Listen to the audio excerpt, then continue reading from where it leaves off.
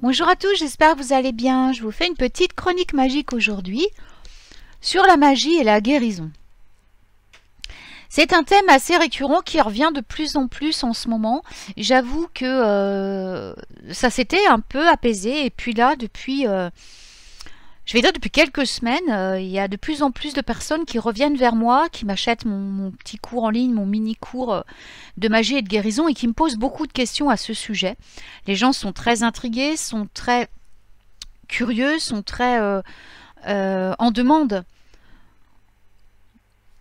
pour justement cette magie de guérison, cette puissante magie de guérison et comment travailler avec elle.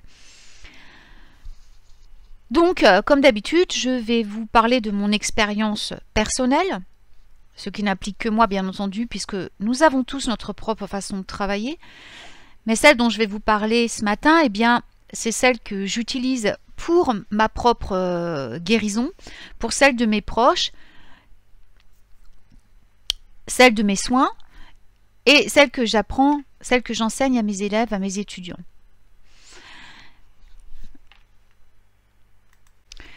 Il est vrai qu'en ce moment, nous vivons des périodes compliquées. Émotionnellement, spirituellement, il y a un grand éveil qui se passe, la Terre ascensionne et il y a vraiment une montée en fréquence vibratoire qui est très rapide et qui est très puissante et qui provoque donc forcément, vu que nos corps sont obligés de s'aligner à la nouvelle fréquence terrestre, qui vont provoquer des petits malaises, des petits désordres dans nos corps physiques, mais également dans nos corps émotionnels, dans nos corps mental.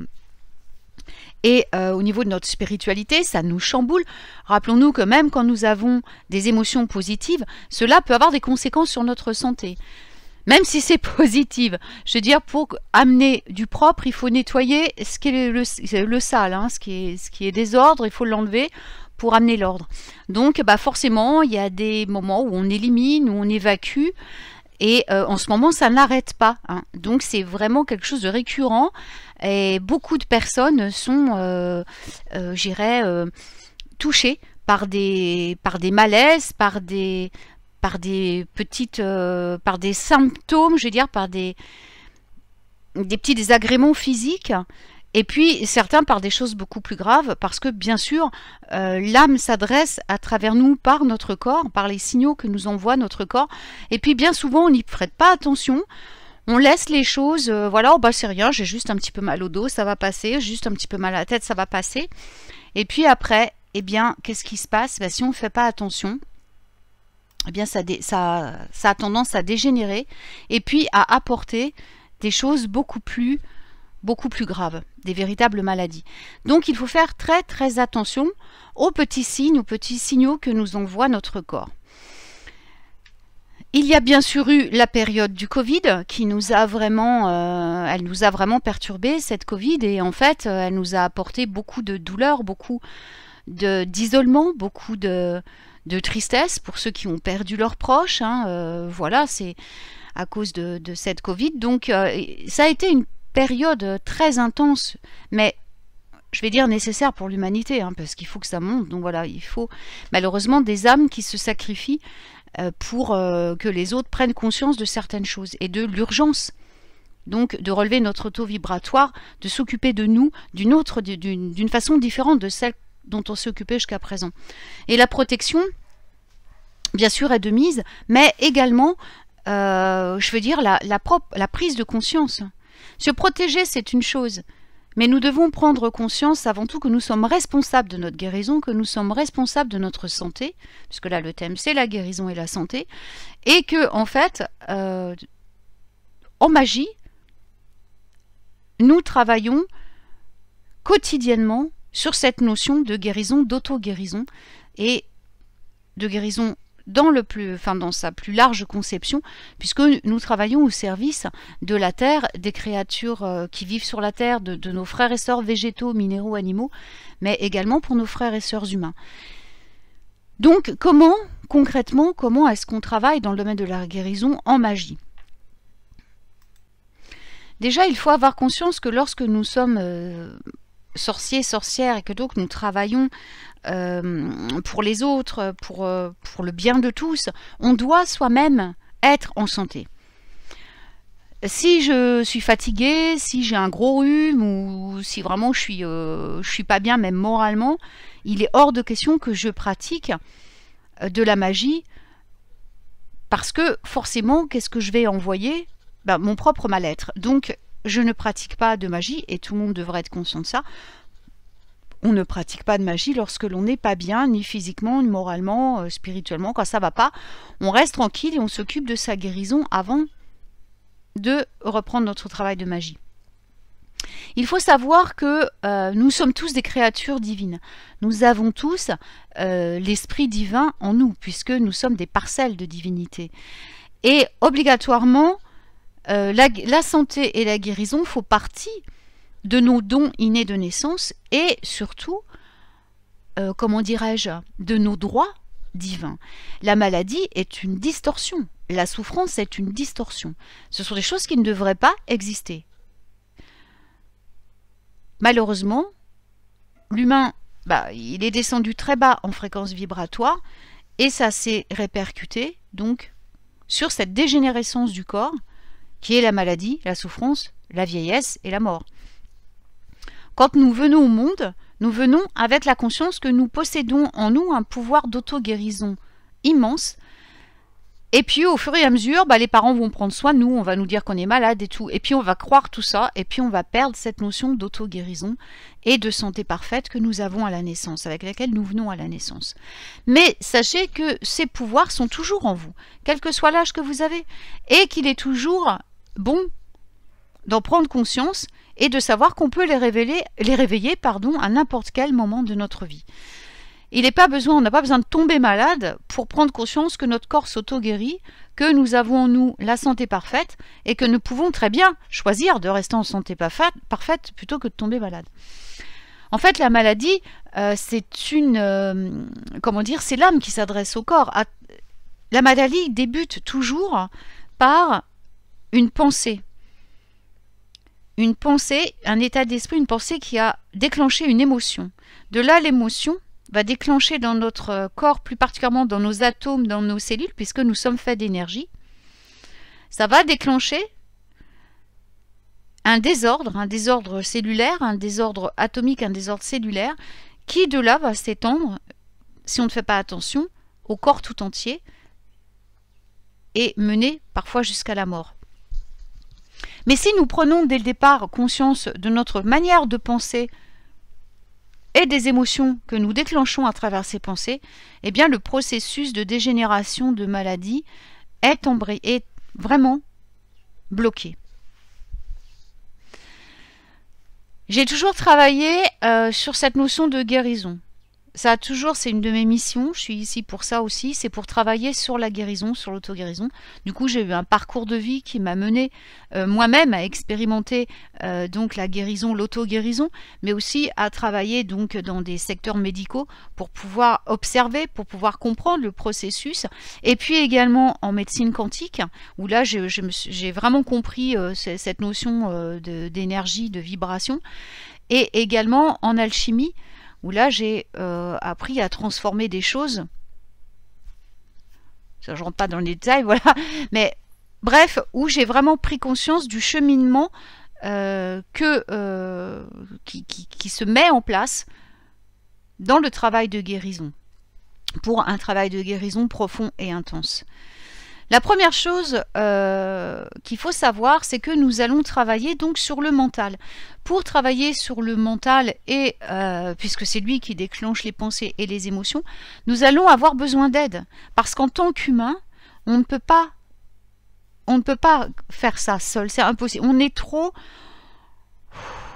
Voilà, on est trop lourd, nos pensées sont trop lourdes, le monde dans lequel on vit est trop lourd, même si ça s'allège, ça a tendance à s'alléger de plus en plus, c'est encore trop lourd. Le plan humain est trop lourd. Donc nous allons avoir besoin d'aide, nous allons avoir besoin de notre équipe de lumière, d'êtres de lumière qui vont venir nous aider, à nous alléger, à alléger nos fréquences, à remonter nos fréquences vibratoires. ou quand c'est plus compliqué, simplement à nous ouvrir pour recevoir, pour canaliser leur aide. C'est très difficile de monter en fréquence vibratoire. Et puis, ça peut aussi provoquer des désordres physiques, des maux de tête, des maux de dos, des maux... Donc, c'est aussi bien, et moi c'est comme ça que je le vis, de s'ouvrir complètement pour canaliser, pour que notre équipe de lumière, que ce soit les anges, que ce soit les fées, que ce soit les maîtres ascensionnés, puissent venir nous apporter leur énergie, la merveilleuse énergie, la puissance de guérison qu'ils véhiculent et qui est notre droit divin. Et réveiller en nous notre pouvoir d'auto-guérison. Alors à qui on va faire appel?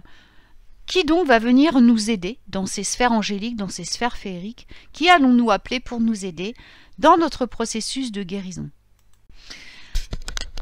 Donc là, nous allons aborder le sujet d'un point de vue magique, d'un point de vue sorcière, sorcier, magicien, mage, tout ce que vous voulez, voilà. C'est-à-dire avec les outils que nous utilisons en magie pour notre connexion, pour aider à notre connexion. Le but, bien sûr, au final, étant de réussir à nous passer de ces outils magiques, bien sûr, parce que le but, c'est quand on est sorcier, de réussir à travailler sans rien du tout. Mais après tout, la magie, elle serait beaucoup moins sympa sans tous ces accessoires, sans tous les petits accessoires qu'on met en place, sans tous les petits rituels que nous mettons en place aussi. Donc, on va utiliser toutes ces petites choses, tous ces petits plus, on va dire, pour nous permettre de travailler en magie plus efficacement avec les êtres de lumière.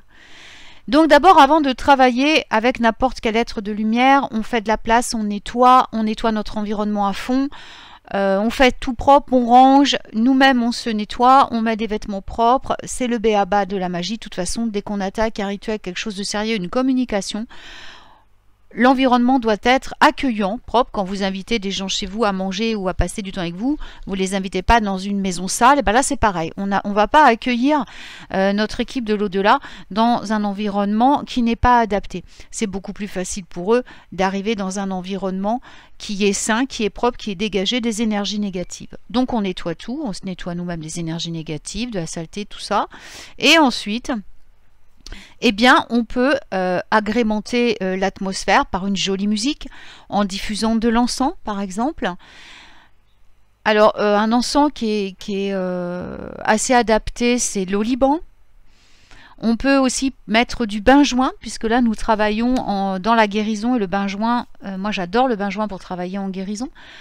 On peut également, mettre des encens particulièrement réservé à certains types de maîtres ascensionnés. Il y a des encens par exemple de l'archange Raphaël, il y a des encens pour beaucoup de dieux, de déesses, de maîtres ascensionnés qui travaillent dans le secteur de la guérison, de la protection, de tous les secteurs. Donc on choisit, je veux dire, un maître ascensionné ou une déité ou un archange qui nous parle vraiment, et on peut donc adapter notre choix au niveau de l'encens par rapport à cette déité.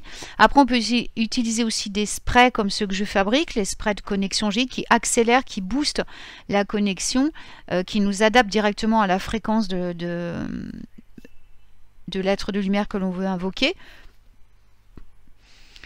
Et puis, on peut aussi, utiliser des bougies.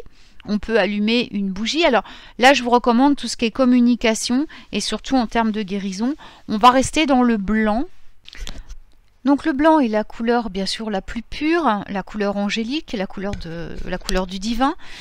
Le bleu est la couleur de la paix, elle va nous apporter la sérénité. Et la verte, bien sûr, est la couleur de la guérison proprement dit. Avec qui allons-nous travailler? Bon, je ne vais pas vous faire un cours complet non plus dans cette vidéo, hein, j'effleure, voilà. Je vous donne des conseils, donc je ne peux pas non plus rentrer dans beaucoup de détails, mais nous pouvons travailler avec beaucoup de... Je veux dire, il y a une foule de déités, il y a une foule suivant votre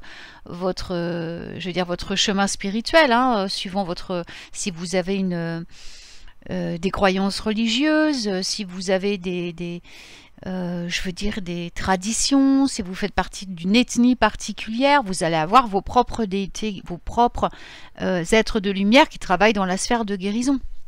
Là, je vais vous parler en général et avec ceux avec lesquels je travaille personnellement.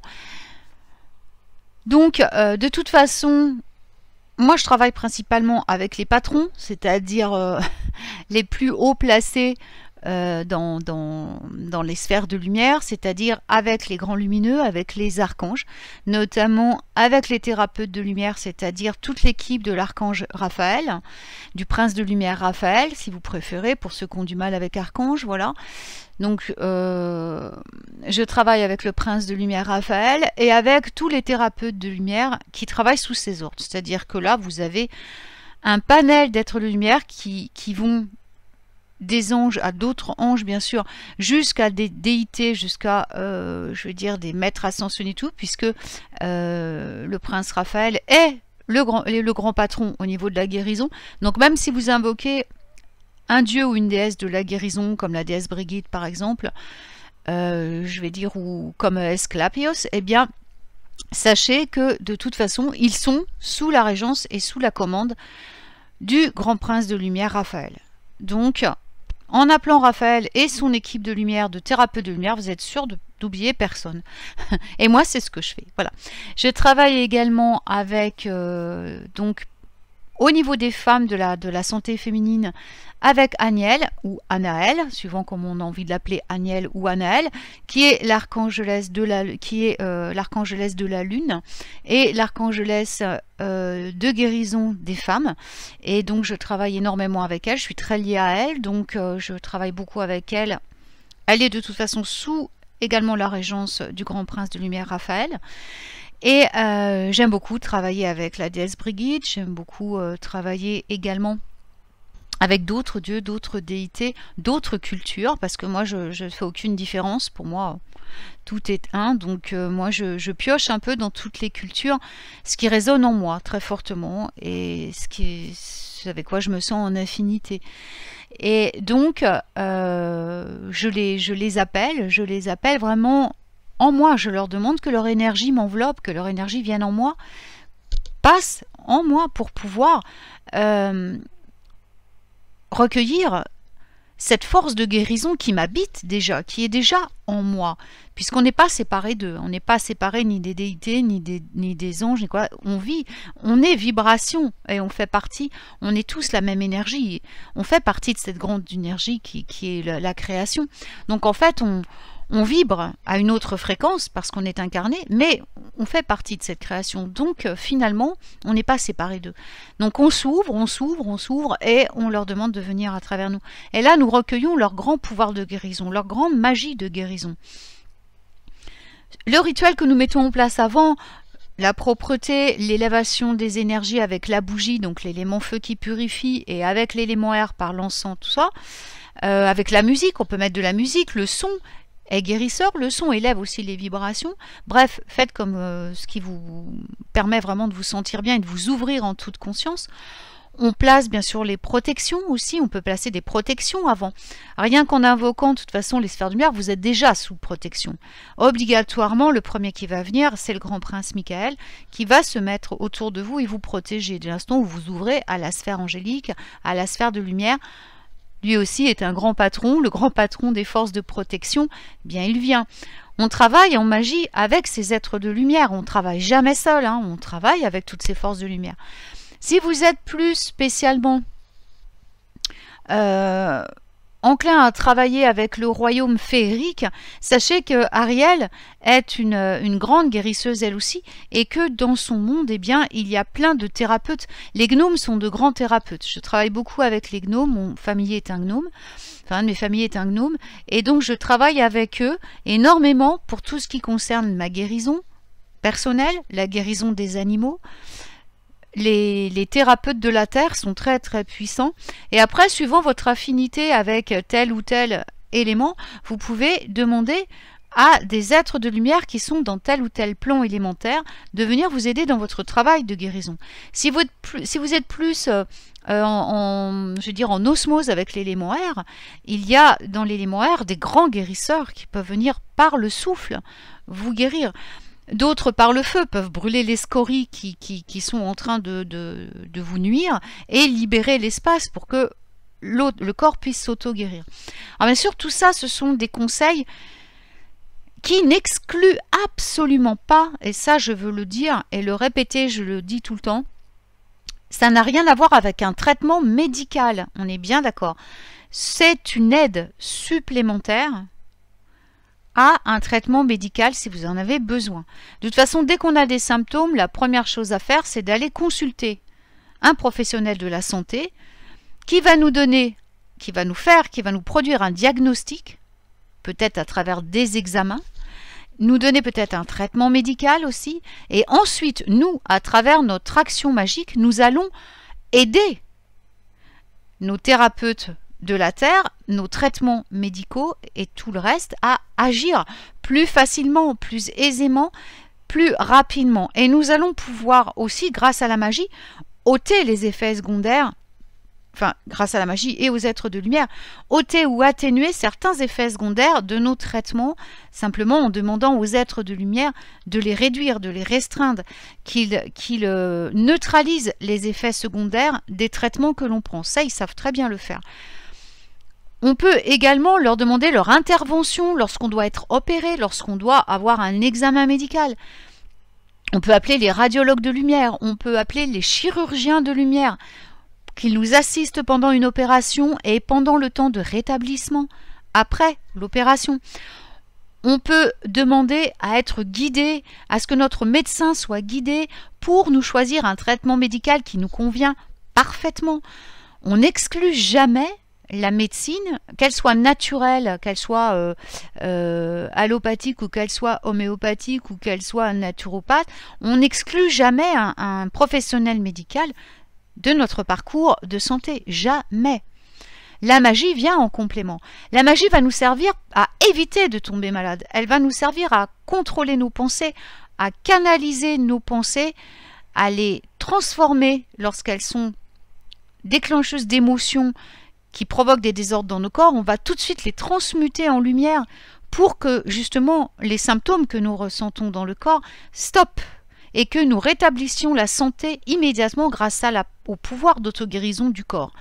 Mais une fois que les symptômes sont là, que vraiment il y a des désordres vraiment, voilà, qui sont évidents, là il faut aller consulter, on est bien d'accord. Mais la magie, comme tout, vous accompagnera dans tous vos processus. Appelez toujours la corporation de lumière qui va vous aider pendant votre travail de guérison. Ne vous occupez pas de qui va venir. Vous travaillez dans la lumière, vous précisez toujours lumière dans vos demandes, et ça peut être des créatures de la terre, ça peut être des anges, ça peut être des maîtres ascensionnés, Maître Hilarion, par exemple, ou des grands guérisseurs. Peu importe qui va venir. L'important, c'est que l'être de lumière qui vous correspond le mieux et qui correspond le mieux à votre mal-être physique du moment va pouvoir intervenir parce que vous l'avez demandé. Si vous ne savez pas trop comment faire pour demander, contactez simplement votre ange gardien qui est toujours avec vous, celui qui vous accompagne depuis le début de vos incarnations et qui vous accompagnera jusqu'à la fin de vos incarnations.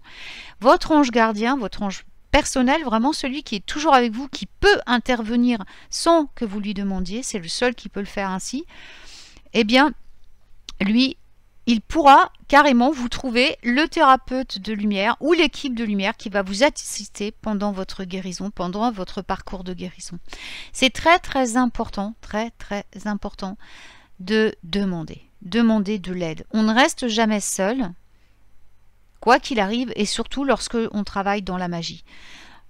On prend conscience, j'ai toujours pris conscience que j'étais toujours encadrée de mon équipe de lumière et qu'il suffisait que je leur demande quelque chose pour qu'obligatoirement ils interviennent.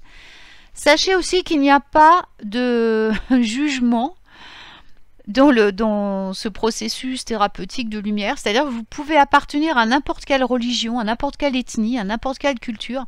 Vous pouvez appeler les êtres de lumière sans discernement parce que ça, c'est juste des créations humaines. En réalité, il n'y a pas de différence entre nous. On est tous égaux, on est tous unis, il n'y a pas de race différente. On est tous constitués de la même matière cellulaire.